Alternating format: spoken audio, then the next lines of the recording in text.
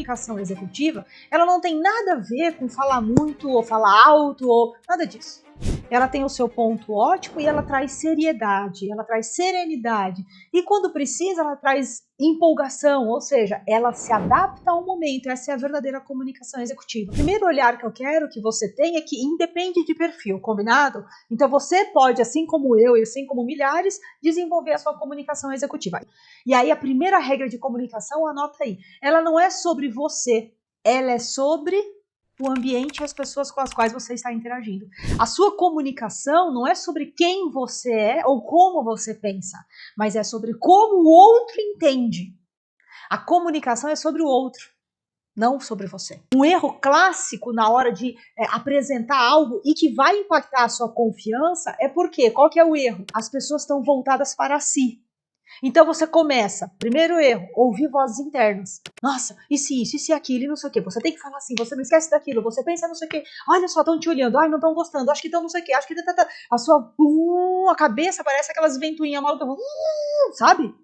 O que é isso? É a sua voz interna te sabotando.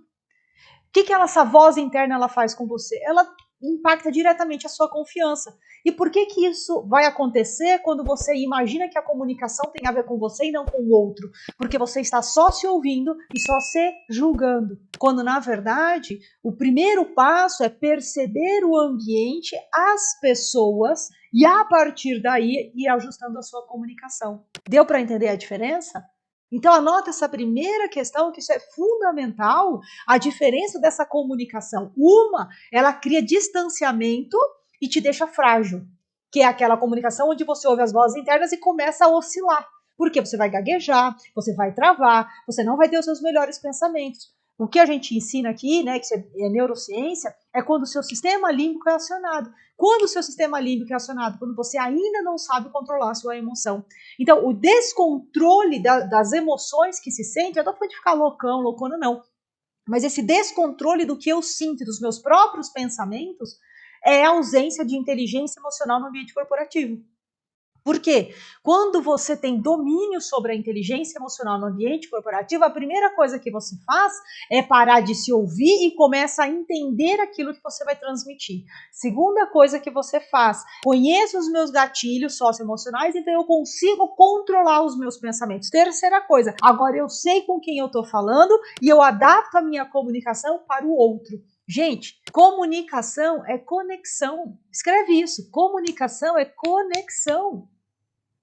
E conexão só acontece quando o outro se sente respeitado e você fala no modelo mental que o outro entende. Você se conecta com alguém que fala alguma coisa que não importa para você?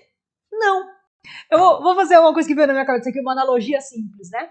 Eu lembro que, nossa, lá, né, novinha, garota, o Rafael na época, porque meu irmão, meu sócio aqui na Bússola, na época tava lá fazendo faculdade de marketing, né? E eu lembro que a gente, na época, só TV aberta. O que você tinha ali? Os canais, né, da TV. E aí, o que acontece? A gente tava assistindo e você, no meio, sei lá, de uma programação, vinham as propagandas e você era obrigado a assistir, não tinha o que fazer. E eu lembro que eu tava na sala assistindo alguma propaganda e eu falei assim, meu Deus, mas que propaganda chata. Por que alguém ainda fica paga pra pôr uma propaganda dessa aqui, né?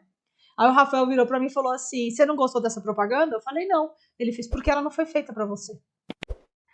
Qual que é o ponto? Por que eu me desconectava? E eu quero que você lembre dessa história, porque isso vai te ajudar a entender essa transformação que você vai promover daqui pra frente. Quando você fala algo que não é para o outro, ou seja, que o outro não percebe como sendo algo valioso para quem está recebendo, a pessoa vai desconectar de você, vai te achar chato, vai te achar prolixo, vai te achar mil coisas que não vão te promover, não vão fazer você ser ouvido e muito menos ter as suas ideias implementadas.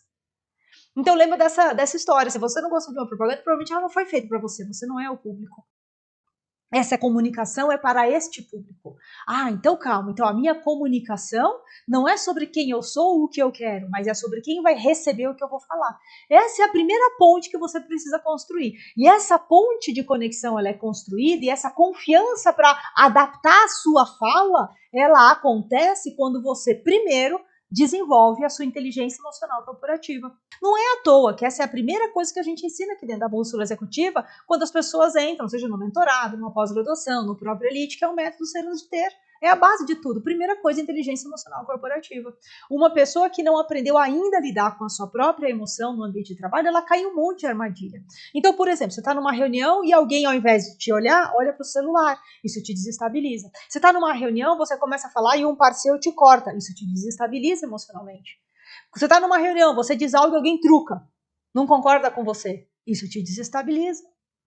Muitas coisas podem acontecer, muitas variáveis, e todas elas vão te desestabilizar se você ainda não dominar a sua própria emoção, o controle emocional no ambiente corporativo.